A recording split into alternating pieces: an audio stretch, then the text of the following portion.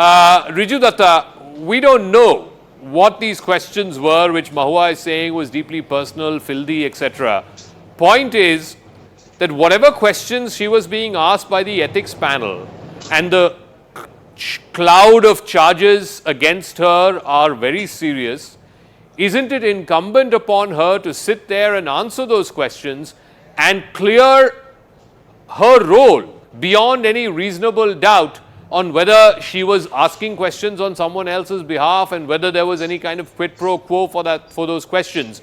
What is the point of this dramatic storming off and saying these are personal questions, these are filthy? That doesn't serve any purpose. Riju Datta. Now, so let me start off by saying that, this so-called ethics committee needs to be renamed first. It does not have any model code of conduct, neither it has any moral code of conduct. It's an ethics-less committee. Our honorable member of the parliament had certain allegations against her. She went there to answer the questions. And you are asking me what questions were asked? The questions asked of a lady member of parliament was, "Aap raat ko kahan rehte ho aur raat ko kisse baat karte ho?" Are these the questions related remotely to the allegations made against her? First of all, it was nothing short of scenes from the Mahabharata. It was like Draupadi's Chiraran, where the chairman of the ethics committee played the role of Dhritarashtra and the other BJP goons there played the role of Duryodhan. This is shameless beyond, beyond words. The bottom line is very simple, Zaka, and I'm speaking to the millions of viewers of your channel. If the ethics committee, first of all, it does not have any criminal jurisdiction. Secondly, if the BJP had even one shred of evidence that she has taken gifts or cash in return for any favors, then BJP would have filed an FIR and put her behind bars.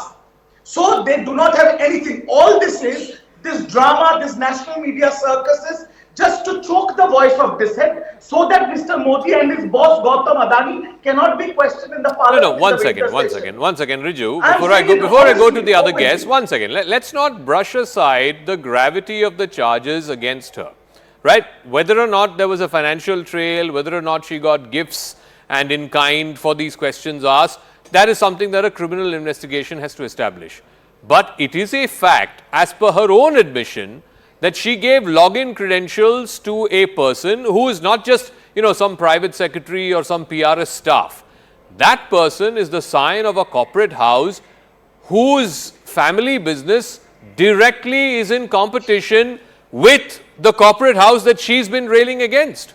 That is not a small matter. That's a very serious, very grave charge, and she has to answer that before the ethics committee. Two points I'll just mention to you and to your viewers. First of all, is there by the ethics committee of the parliament any law that says you cannot give your ID or password to somebody else? It is not the NIC email ID. It is the ID password for posting questions. Point number one. The point number two is, when BJP was saying all this about national security and everything, please tell me, Zaka, if the questions you can get those questions by filing a normal RTI. How is that a part of national security when you can get those questions by filing a normal RTI? So all this, again I'm saying, all this national media circus is just to choke the voice of dissent. So let me go across to Shazia Elmi. Shazia Elmi, you're a woman politician. You don't need me to tell you, how the deck is stacked up against mainstream women politicians. Mahua Moitra claims, and forget about what Mahua Moitra is claiming, there are 6 other members of the opposition who are part of the ethics panel. A good number of them, Danish Ali, Uttam Kumar Reddy, a whole bunch of other opposition MPs who are part of this ethics panel, walked out along with Mahua Moitra and said, what is this rubbish? Why does the ethics panel need to know where she was staying the night when she was going on a trip to Dubai? Who she was speaking to at night on the phone? I mean, what relevance does that have with the issue at hand? And surely, any woman MP or politician who is in Mahua Moitra's position, being asked such questions, would be rightfully angry, would be rightfully, cheesed off. You wouldn't dare ask such a question to a male MP. Shazia. Why not? There are male MPs who have had to resign. So first of all, I would like to say that whether it's impropriety or matter of privilege or ethics, when it comes to corruption or impropriety, where the law is concerned, law is completely gender neutral. That's one, and most important in this matter that we're discussing right now. Now tell me, there are male members who have lost their membership and have been suspended and even thrown out for much smaller crimes or misdemeanors. Do you think Mahua Moitra, who is finding herself in a soup of sorts, is just muddying the waters and bringing this angle and using this old hackneyed victim card of मैं woman हूँ, मेरे से सवाल पूछे जा रहे हैं? You know, when it's a matter of gifts, you have to have trace and find out about quid pro quo. One is it indicts her in many ways when you look at the facts of the matter. Darshan Hiranandani, conflict of interest with the group she has been rallying against. 50 out of 61 questions, all against one group. One, data center, talking about data localization, being part of the committee and raising the same question that obviously on which Darshan Hiranandani and his group has lost the tender and in West Bengal. No, Shazia, So, 1 second. look, I think talking about we're going all over the matter of place. interest. 1 second, I'm Shazia. coming in. Let me come to the pointed question. Let's come to the pointed question of what happened today. Allow me. Right? No, I will say. Like I said, no. she is claiming, and it's being corroborated by other opposition members of the ethics panel, that she was asked questions like, which hotel were you staying, who were you staying with, who funded your hotel stay. Now, please tell me, Shazia, for any woman politician who's put in the hot seat, are these questions to be asked, and what relevance do those questions have with the matter at hand? Who's funding your foreign trips? Who's funding the hotel stays? Who are you talking to in vis-a-vis this matter?